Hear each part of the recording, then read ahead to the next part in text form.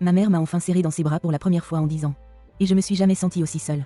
J'avais 9 ans quand mon père a dit qu'il allait à la station-service acheter des cigarettes et n'est jamais revenu. Il a littéralement abandonné notre famille de la manière la plus cliché qui soit. Ma petite sœur Becca n'a pas arrêté de pleurer pendant 3 semaines d'affilée.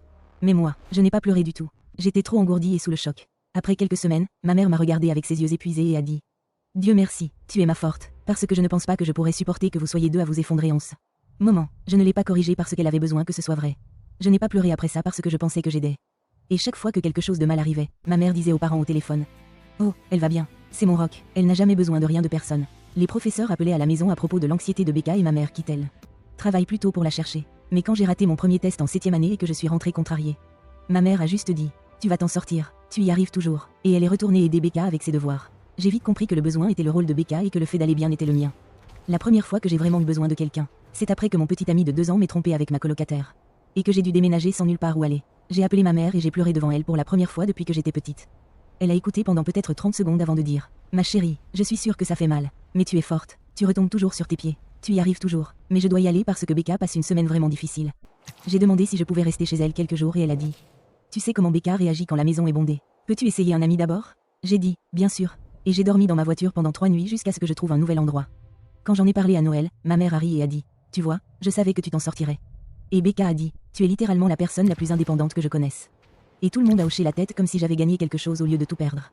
La deuxième fois que j'ai eu besoin de quelqu'un, c'est quand j'ai commencé à avoir des crises de panique si fortes que je pensais mourir. J'ai envoyé un message à notre groupe de discussion familiale disant que j'avais du mal et j'ai demandé si quelqu'un pouvait parler. Becca a envoyé un emoji cœur et ma mère a dit: Je t'envoie de l'amour, ma chérie, tu vas y arriver. Et puis le chat est resté silencieux pendant 6 jours jusqu'à ce que Becca poste à propos de ça. Promotion. Et tout le monde a répondu avec des paragraphes de félicitations. Et ma mère a proposé de venir pour fêter ça avec elle. J'ai arrêté de manger après ça. J'ai arrêté de répondre aux messages, car de toute façon, personne ne vérifiait. J'ai arrêté de me présenter au travail, car sortir du lit donnait l'impression de nager dans du béton. 3 semaines se sont écoulées sans que personne ne remarque que j'étais devenu silencieux. Et finalement, mon corps a lâché à cause de la négligence. Et une collègue m'a retrouvée évanouie dans mon appartement lors d'une vérification de bien-être. Ma mère n'a découvert la vérité que lorsque l'hôpital a appelé, car j'avais son nom comme contact d'urgence. Je me suis réveillée sous des lumières fluorescentes, ma mère assise sur une chaise à côté de mon lit, me regardant comme si elle ne m'avait jamais vue auparavant. Pourquoi ne nous as-tu pas dit que tu avais du mal? Elle a demandé, et sa voix tremblait comme si elle était la victime. Comme si j'avais fait quelque chose de cruel en n'allant pas bien. Je vous l'ai dit, je vous ai parlé de la rupture et des crises de panique.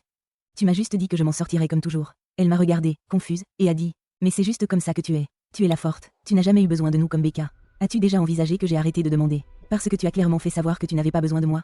J'ai demandé: